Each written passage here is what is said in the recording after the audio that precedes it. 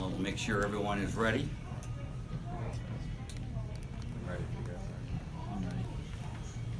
I'm ready. You're ready? Okay. Well, thank you all for coming today for this exciting announcement for the state of Wisconsin. I'm excited about being here because this will be coming out and affect a lot of regular folks, middle income folks that need a little relief in their paychecks.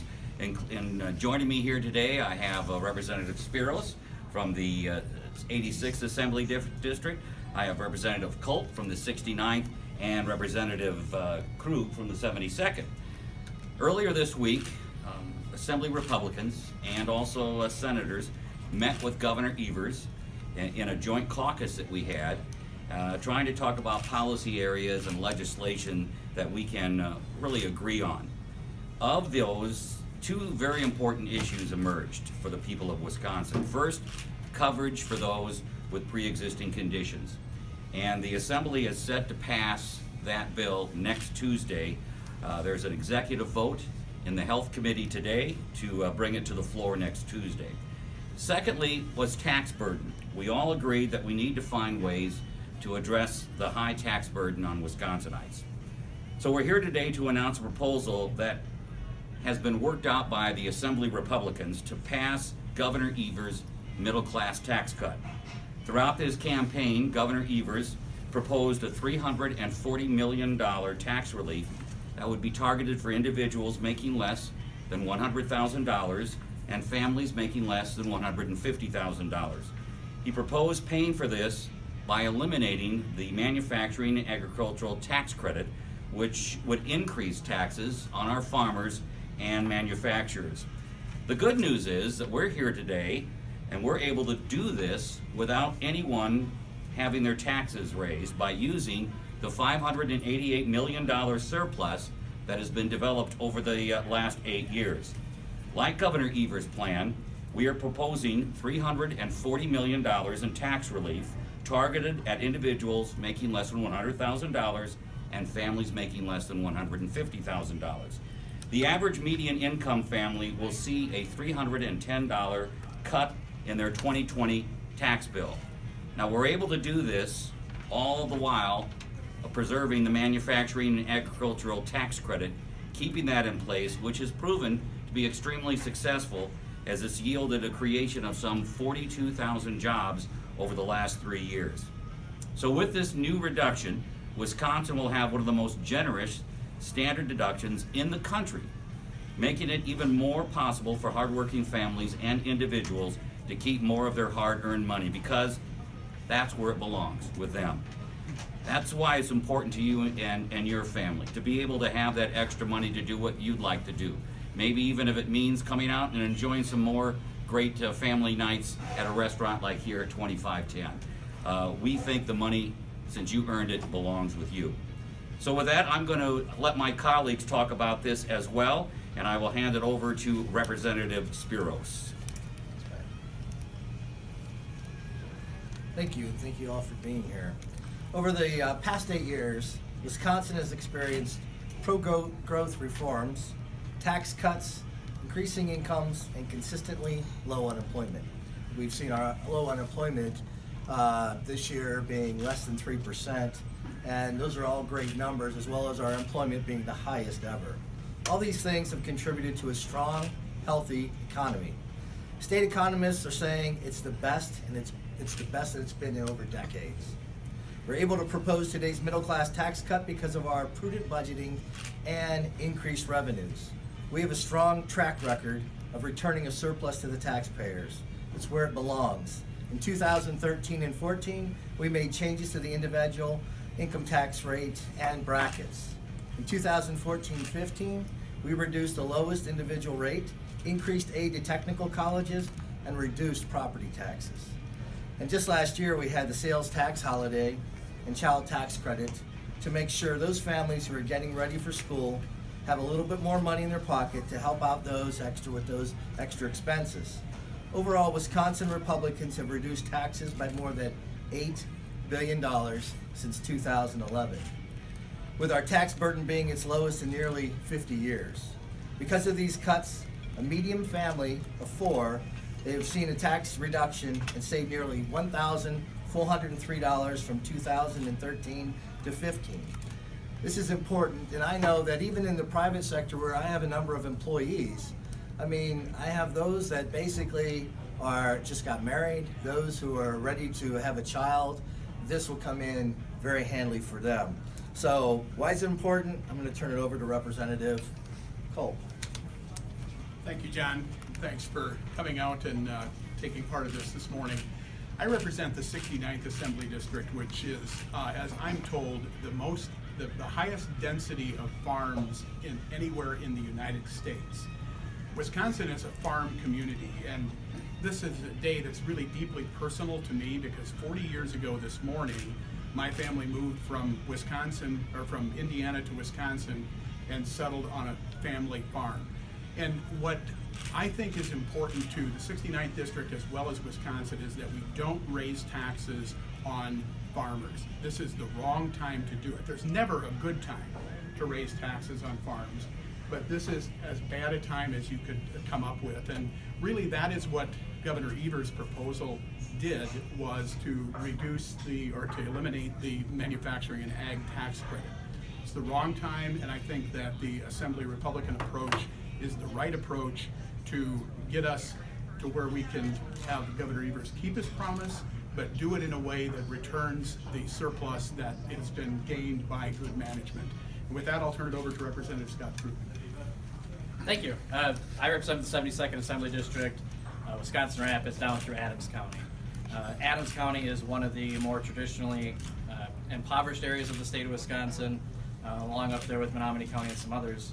One of the things that's more important to the folks in Adams County with their families, we have a very heavy manufacturing base as well. So the families who live and work in my manufacturing district understand the value of the manufacturing and ag tax credit as well. So Governor Evers was right. It's time for a middle class tax cut. The way we go about it is going to achieve goals for both the Assembly Republicans and for the governor at the same time. It proves that we can work together on some common ground issues. It sets the stage for the rest of the session. I think that's the most important thing here today, is that we are going to find ways to work together. Nobody in Madison wants to go back home at the end of the next 2 years and say, hey, we couldn't get anything done. So it proves that our caucus and the Senate as well are working towards finding solutions on the issues of the day. This middle class tax cut means a lot. As a father of 6, as a private business owner, I know firsthand that these dollars are going to go back into the pockets of families that live in my neighborhood, that can go out and spend some quality time with their families and invest more in their education down the road and invest more in things that make sense for their home, to try to do the next home improvement project and things like that. It's important that we also understand that, as some of my colleagues had mentioned, that the dollars that have come into Madison that become surplus are the dollars that are going back to the people that sent them. That's the most important thing about our middle class tax cuts, is that making sure that the families who sent those dollars can recognize the value of those dollars and make their choices for themselves and how it makes sense.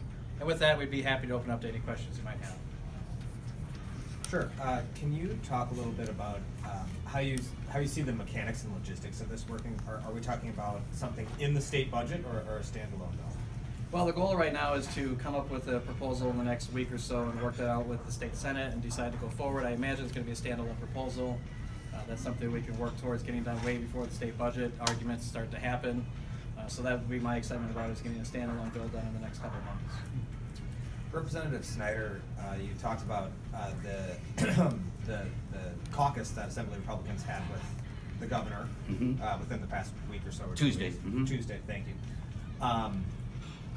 Did you specifically float a proposal like this and say, hey, let's meet your goal, but let's do it this way with the surplus? And if so, how did that come across with the governor?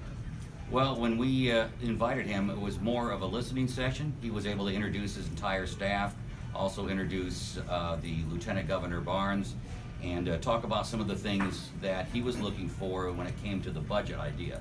The main thing he had were the two things he ran on in his campaign, and that was pre-existing conditions, and that was the to make sure we get something into law to protect that, and secondly, his middle class tax cuts. We didn't come back and use the caucus idea for a sounding board, because he did have a limited schedule, But from that, we came up as a caucus and even talking with the Senate about this to come up with ways to meet some of his campaign goals without burdening the taxpayer. I just want to make sure I understand. So, this specific proposal hasn't been floated with the administration just yet? No. Is that fair to say? That's fair to say, yes. They haven't learned about this yet, so we'll see. They're about to. They're about to. They are about to, yes. But the 340 million was Yeah. his idea. That was Right, his right. idea. And Right. No, I something that understand he that. ran on, and that's basically what we're using is, Right. we're using what he ran on, and what we're saying is, you don't have to take away the ag and manufacturing tax credit. You don't have to increase taxes to do this. There's a surplus, we've given it back in the past, let's do that same thing with this, so that's our proposal. So there's a surplus, but the state's struggled with transportation funding lately. What's the Republicans' plan to address that funding gap? Because a recent trip report showed that Wausau, Milwaukee, and Madison have some of the worst roads in the state. Right. Well, luckily, we have the chairman of the Transportation Committee here. Well, I think the debate will be vigorous and strong on transportation and on funding. It's a good question, and it certainly has been something that's bogged us down in Madison in the past, and I think that we'll be looking for creative solutions to that. So this is really a different pot of money, as you know, the transportation fund. We did the wise thing a couple of years ago and put a lockbox around it so that we couldn't raid it. Whether or not we put backfill money from general purpose revenue, which is where the tax, where the surplus is from the good management that we did, I would question whether that's necessarily the way that we'll approach it. But either way, it certainly is going to be a topic of vigorous discussion coming up in the next several months. Does that include the possibility of a gas tax, or are you guys squarely against that? I think that all options are on the table. I think that's what's been said, and certainly the Assembly Republicans have been more vocal in terms of supporting increased and enhanced revenues. Truth is, we haven't raised gas taxes since 2006 in terms of dollars, and in terms of real dollars and buying power of that money, it's actually declined. So it's time to have that discussion, and I think we will certainly engage in that vigorously.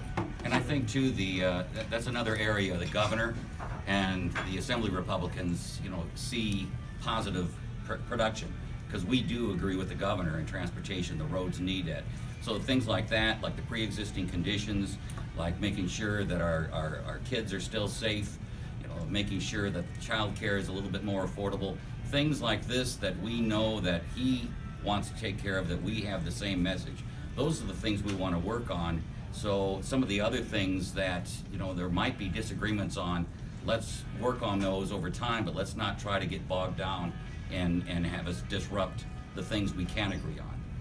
Another topic, medical marijuana. The governor coming out earlier this week, kind of voicing his opinion on pushing forward with that. Any one of you, if you kind of want to react to that. You're the young guy. It's been an area I've worked in a lot the last few years, working on the first CBD oil bill with Representative Rob Paul at the time, a Democrat from Madison, trying to bridge that gap across the aisle to try to figure out a way to alleviate the problems that people feel the doctors aren't addressing in their own situations, to give families a chance to have options of their own choosing, to not have to worry about what government jumps into their health care all the time. I think that freedom in healthcare really plays well into the argument for CBD oil, for a medical marijuana system that's regulated through medical practices. That discussion kind of tends to lean towards the recreational side of the conversation.